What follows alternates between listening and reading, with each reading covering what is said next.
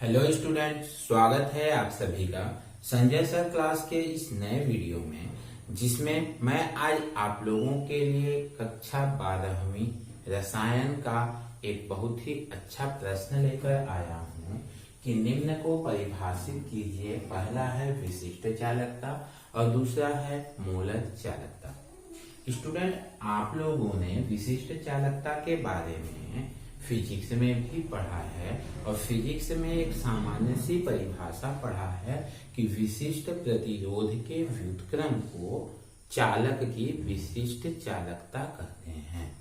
लेकिन अब हम इसको रसायन में जब पढ़ रहे हैं तो इसके परिभाषा में थोड़ा सा परिवर्तन हो जाता है। वो परिवर्तन ये होता है कि किसी विद्युत अपघट्य पदार्थ के, ध्यान दीजिएगा, किसी विद्युत अपघट्य पदार्थ के एक घन सेंटीमीटर, किसी विद्युत अपघट्य पदार्थ के एक घन सेंटीमीटर विलयन की प्रतिरोधकता, किसी विद्युत अपघट्य पदार्थ के एक घन सेंटीमीटर विलयन की जो प्रतिरोधकता होती है, उस प्रतिरोधकता का व्युत्क्रम विशिष्ट चालकता कहलाता है। मैं इसको यहाँ पर लिख देता हूँ। विशिष्ट चालकता दर्शाते हैं, ठीक है। किसी विद्युत अपघट्य पदार्थ के एक घन सेंटीमीटर विलयन की प्रतिरोधकता के व्युत्क्रम को विशिष्ट चालकता कहते हैं। स्टूडेंट, हम रसायन में पढ़े चाहे भौतिकी में पढ़े, कोई परिवर्तन नहीं है। बोलने का थोड़ा सा ढंग बदल जाता है, होता वही है। इसे ये जो के जैसा दिख रहा है इसको बोलते हैं कप्पा। ये जो के जैसा दिख रहा है इसे हम बोलते हैं कप्पा, ठीक है। तो विशिष्ट चालकता बराबर हो जाता है विशिष्ट चालकता इक्वल टू 1/, प्रतिरोधकता, ठीक है। अर्थात कप्पा इक्वल टू 1/ρ, चूंकि ρ इक्वल टू क्या होता है RA/L। इस मान को यहां पर रख देंगे तो कप्पा इक्वल टू हो जाएगा 1/RA/L। L ऊपर चला जाएगा तो L/RA हो गया इतना। इसको अलग अलग लिख दो। Kappa equal to 1/R into L/1/R क्या होता है, सेल का चालकता। प्रतिरोध के व्युत्क्रम को सेल की चालकता कहते हैं। तो सेल की चालकता कप्पा इक्वल टू, अगर चालकता को C से दर्शाऊं तो C इंटू L/A। L क्या है, दोनों इलेक्ट्रोडों के बीच की दूरी। दोनों इलेक्ट्रोड मतलब कैथोड और एनोड या धन आयन और ऋण आयन इलेक्ट्रोड के बीच की दूरी है। A है इलेक्ट्रोडों के अनुप्रस्थ काट का क्षेत्रफल और C है सेल की चालकता, ठीक है। अब हम इसका मात्रक जब निकालेंगे तो कप्पा का मात्रक इक्वल टू, इस सूत्र से देखिए L का मात्रक क्या होगा, L का मात्रक बटे R का मात्रक गुणे A का मात्रक, ठीक है। L का मात्रक लंबाई का मात्रक मीटर होता है, R का मात्रक ओम होता है, इंटू A का मात्रक मीटर स्क्वायर होता है। 1 मीटर 1 मीटर से कट जाएगा, ये ऊपर चला जाएगा तो ये हो जाएगा महो और इंटू मीटर इनवर्स, ठीक ना। अर्थात विशिष्ट चालकता की जो मात्रक होती है महो प्रति मीटर होती है। इसे ऐसे भी दर्शा सकते हैं प्रति ओम प्रति मीटर, ठीक है। स्टूडेंट, ये तो हो गया विशिष्ट चालकता की परिभाषा और उसका छोटा सा डेरिवेशन, साथ में विशिष्ट चालकता की मात्रक। अब मैं आता हूं इस दूसरे टॉपिक पे कि मोलर चालकता क्या होता है, ठीक है। आप इसका फोटो ले लीजिए, फिर मैं मिटा के मोलर चालकता को एक्सप्लेन करता हूं।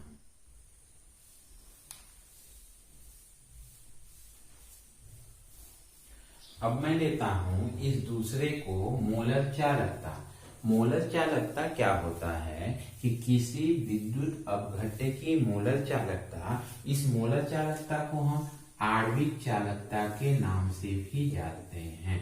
ये ध्यान रखिएगा। अगर आपके पास आणविक चालकता आ गया तो कंफ्यूज मत होइएगा, आणविक चालकता और मोलर चालकता एक ही चीज है।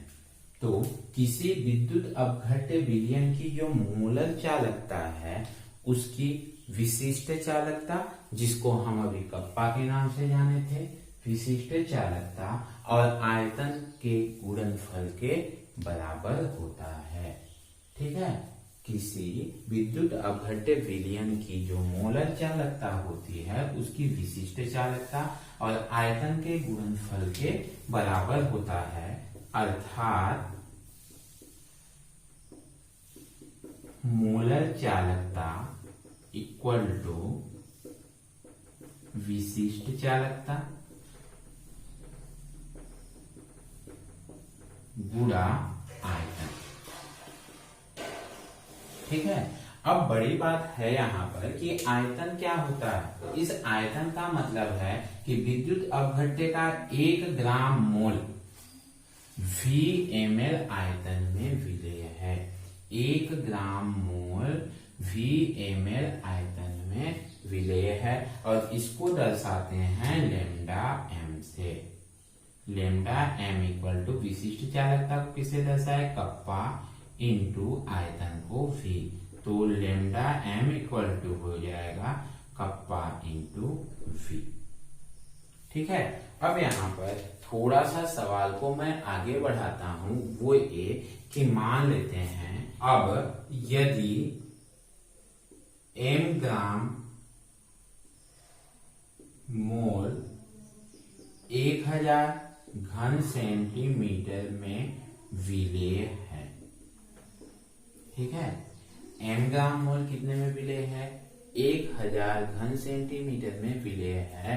तो यहाँ पर क्या है, 1 ग्राम मोल, तो 1 ग्राम मोल कितने में विलेय होगा, 1000 बटे m घन सेंटीमीटर में विलेय होगा।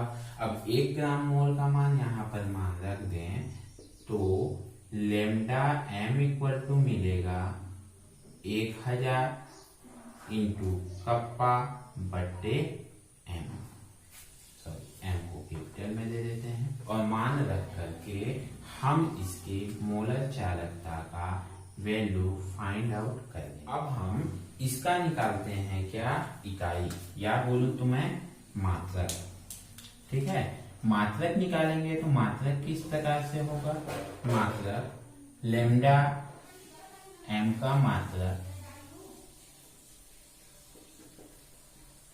बराबर क्या होगा, देखिए यहाँ पे 1000 क्यूब सेंटीमीटर है, मतलब सेंटीमीटर का क्यूब इंटू कप्पा का भी अभी हम लोगों ने मात्रक क्या पाया था। अगर मैं इसका सेंटीमीटर के रूप में निकालूं तो हमको मिला था प्रति ओम प्रति सेंटीमीटर, बट्टे में m क्या है, मोल है, इसमें है ये मोल। तो 2 और 1 तो घट जाएगा, तो बचेगा क्या, प्रति ओम सेंटीमीटर स्क्वायर प्रति मोल। ये हो जाएगा किसका, मोलर चालकता का मात्रक। ठीक है, आई होप अब आप मोलर चालकता से पूरी तरह से क्लियर हो चुके होंगे। ये हो गए दोनों प्रश्न। मैं आप लोगों के लिए एक प्रश्न और लेके आता हूँ, कोलरास का नियम। और कोलरास का नियम में क्या उन्होंने मोलर चालकता का ही उपयोग करते हुए अपने नियमों का प्रतिपादन किया था। क्या है वो नियम, आइए जानते हैं। इसको आप फटाफट नोट कर लीजिए, फिर आगे चलते हैं। अब आते हैं हम कोलरास साहब के नियम पर कि कोलरास का नियम क्या है और इसका अनुप्रयोग लिखना है हमको। ठीक है, हमारे पास जो प्रश्न पूछा गया है, कोलरास का नियम क्या है, इसके अनुप्रयोग लिखिए। स्टूडेंट, कोलरास का नाम ही कोलराउस भी है। ठीक है, अगर कहीं पे कोलराउस मिले तो कंफ्यूज मत होइएगा, कोलरास का ही इंग्लिश में नाम जब पढ़ते हैं तो कोलराउस है। अलग अलग पढ़ने वाले उसे कोलराउस भी बोल देते हैं और अलग अलग पढ़ने वाले उसे कोलराउस भी बोल देते हैं, इसलिए कंफ्यूजन होने की आवश्यकता नहीं है।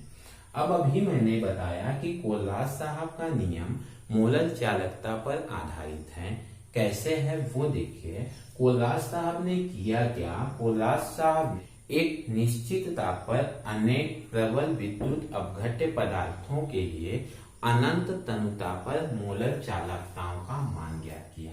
ये अनंत तनुता पर सभी के मोलर चालकताएं हैं।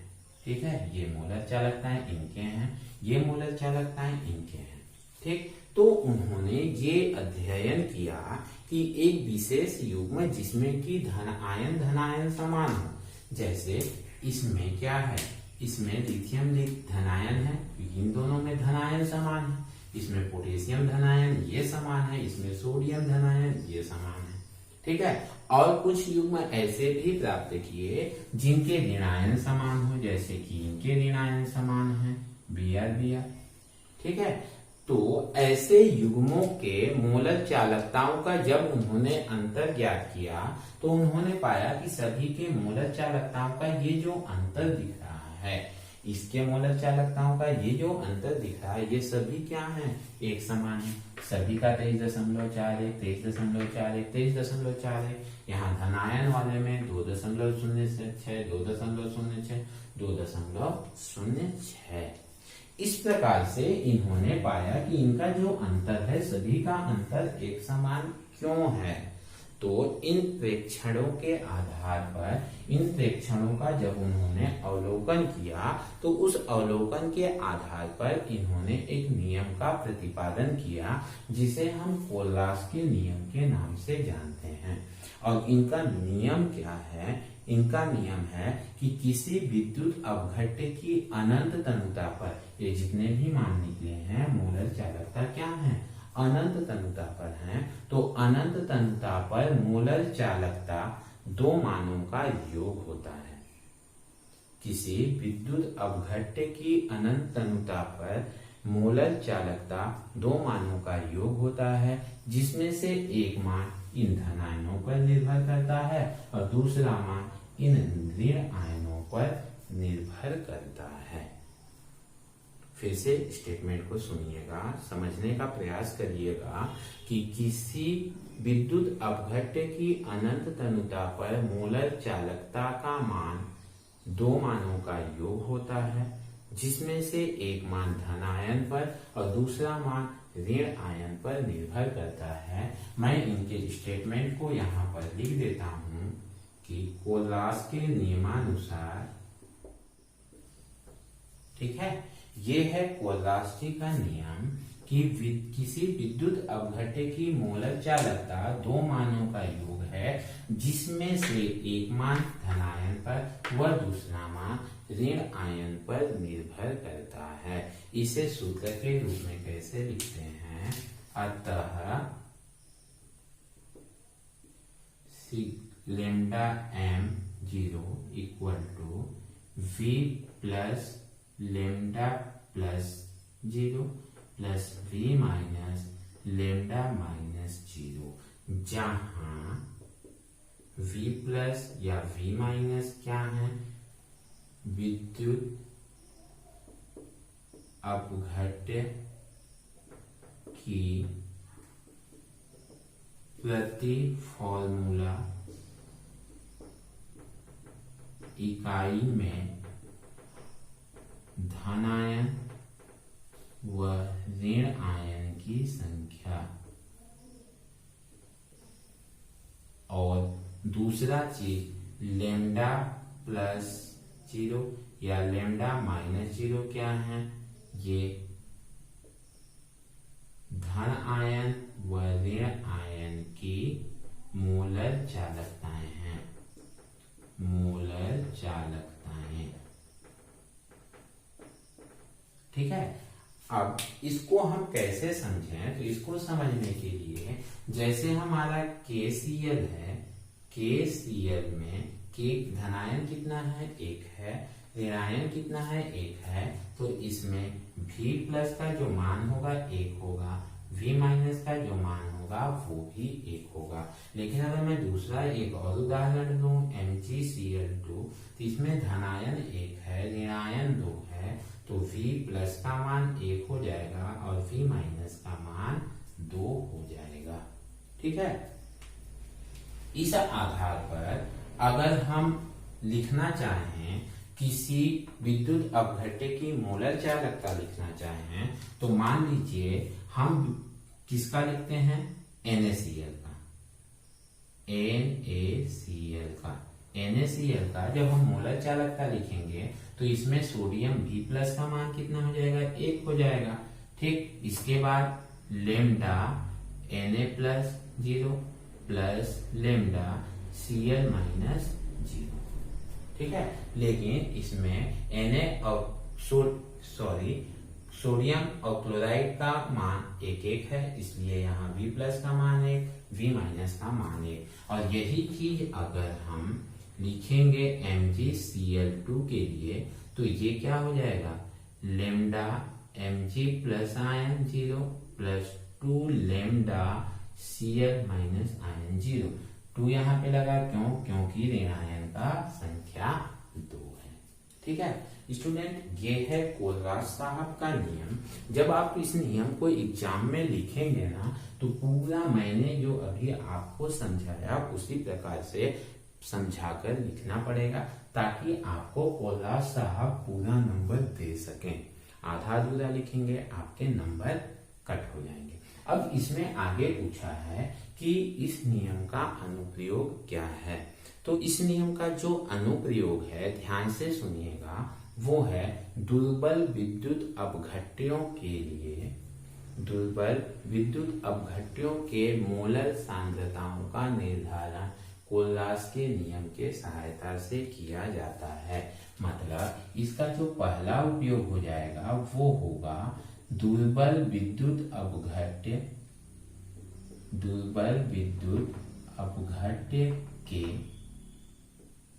लेमडा m का निर्धारण। लेमडा m का निर्धारण कैसे?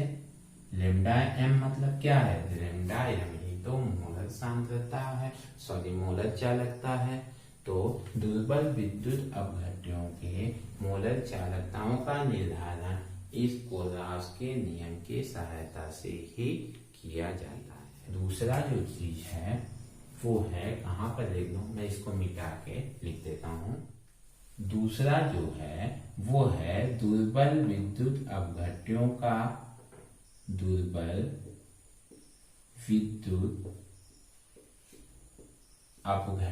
का वियोजन स्थिरांक ज्ञात करना। वियोजन स्थिरांक ज्ञात करने में। ठीक है, इस प्रकार हम इनके 2 अनुप्रयोग को लिख सकते हैं। चाहे तो हम इसको डिस्क्राइब भी कर सकते हैं, ये आपकी इच्छा के ऊपर निर्भर करता है। ठीक है स्टूडेंट, आज के वीडियो में मैंने आपको विद्युत रसायन नामक अध्याय से 2 प्रश्नों को हल किया और बताया, जो कि एक इम्पोर्टेंट प्रश्न है परीक्षा के नजरिए से। आज का वीडियो आपको कैसा लगा कमेंट्स बॉक्स में कमेंट्स करके जरूर बताइएगा। और जो बच्चे अपना इस लॉकडाउन या कोरोना महामारी के समय पढ़ाई जारी रखना चाहते हैं, प्रतिदिन प्रातः 8 बजे रविवार को छोड़कर प्रतिदिन प्रातः 8 बजे कक्षा 12वीं का फिजिक्स और केमिस्ट्री की कक्षाएं संजय सर क्लास की ओर से लगातार संचालित हैं।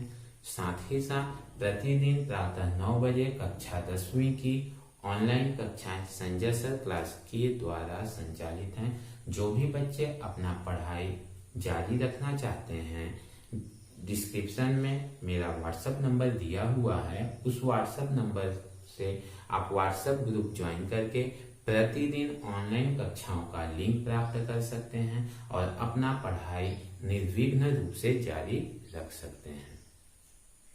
आज के लिए बस इतना ही।